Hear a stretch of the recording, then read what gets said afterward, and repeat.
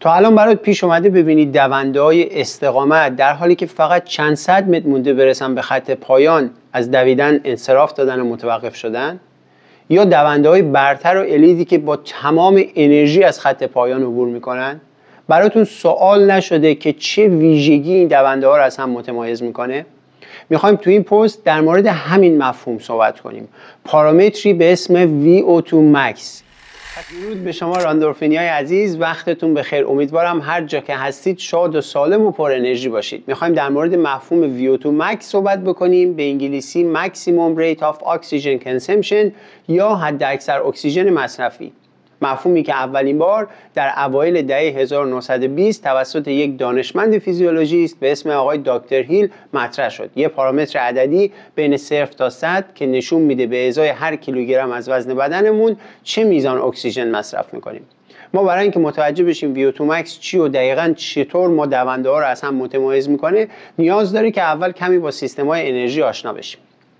به طور کلی ما تو بدنمون 3 مدل سیستم انرژی داریم: سیستم انرژی فسفاژن، سیستم انرژی اسید لاکتیک و سیستم انرژی هوازی. دو مورد اول زیاد باش کاری ندارم چون تأثیر زیادی هم برای ما دونده‌های استقامت نداره. یا بذار اینطور بهت بگم، سهم سیستم هوازی خیلی بیشتر از اون دو تای دیگه است. پس بریم سراغ سیستم انرژی هوازی رو ببینیم چطور برای ما تولید انرژی میکنه.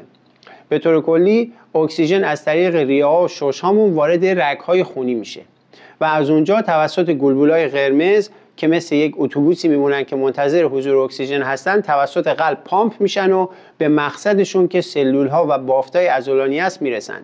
اونجا هم تو میتوکندریای درون سلول با گلوکوز و مواد مغذی که از قبل بوده یه واکنش شیمیایی انجام میدن و محصولشون میشه بسته‌های کوچیک انرژی به اسم آدنزین دیفسفات یا ADP. این ADP ها تمام آن چی هستن که ماها برای انجام فعالیت روزانمون بهش نیاز داریم، مثل صحبت کردن، مثل خوابیدن، مثل راه رفتن یا حتی انجام فعالیت های شدید ورزشی. حالا سوال اینجاست، اگر فعالیت ما بیشتر از میزان تولید انرژی باشه چه اتفاقی میفته؟ یعنی ما بیشتر از آنچه که تولید میکنیم مصرف بکنیم. برای پاسخ به این سوال باید بریم سراغ چرخه تولید ADP. گفتیم اکسیژن وارد ریه میشه و بعد تو رگ‌ها و بعدم توسط اتوبوس‌ها میاد تو سلول، توسط قلبم پمپ میشه. واضحه که هر کدوم از این سه تا المان، یعنی حجم ریه زیاد، گلبوله‌های قرمز یا همون اتوبوس‌های بیشتر و قلب قوی‌تر، تأثیر مستقیمی داره تو تولید بیشتر ADP.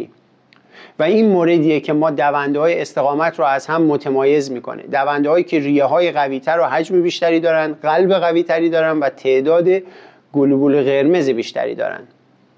بهترین و بالاترین VO2 maxی که تا الان ثبت شده برای یه دوچرخه سوار نروژی بوده به اسم اسکار اسفندس که عدد 97.5 رو ثبت کرده.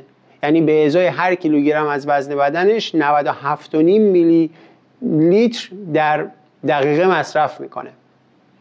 برای دونده های الیت این عدد بین 80 تا 82 و سایر دونده ها برای آقایون میتونه عددی بین 50 تا 75 و برای خانم ها عددی 45 تا 60 باشه. پس همونطور که متوجه شدید VO2 max یکی از مهمترین پارامترهایی که میتونه ما دونده ها رو از هم متمایز کنه. و اون سه تا المانی هم که بهتون گفتم با تمرینات خیلی خاص و انجام کارهای مرتب و روزانه زیر نظر مربی میتونه ارتقا پیدا کنه و شما به یه VO2 max بهتری برسید.